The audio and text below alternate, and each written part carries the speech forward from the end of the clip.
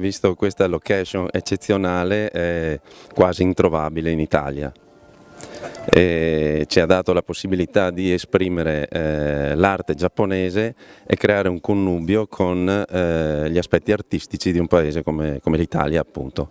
Abbiamo ideato questa mostra con un centinaio di esposizioni all'interno delle quali ci sono più di 100 pezzi esposti tra bonsai e suiseki.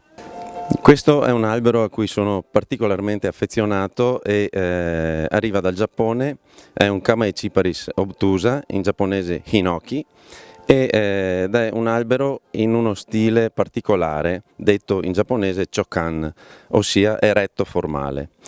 Questo si sposa benissimo con l'idea di questa manifestazione, di questo evento che si chiama Miyabi Ten.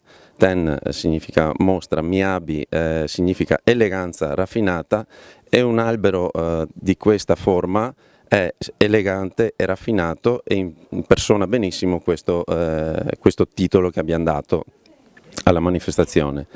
Avrà circa, penso, un centinaio d'anni, sull'età non si riesce ad essere così precisi, però sicuramente ci sono tanti che ci hanno lavorato per renderla così bella e così proporzionata. Suiseki, non dei semplici sassi, ma delle pietre particolari, letteralmente pietra acqua, ossia delle pietre che sono lisciate nel tempo dagli eventi atmosferici, dall'acqua, pietre che si trovano nei fiumi e hanno delle forme molto insolite che possono richiamare una montagna, un paesaggio oppure delle figure umane o animali. Il suiseki è abbastanza ermetico perché lascia spazio all'immaginazione qualora uno si ponga di fronte a un suiseki, appunto, e inizi a meditare sulla pietra stessa.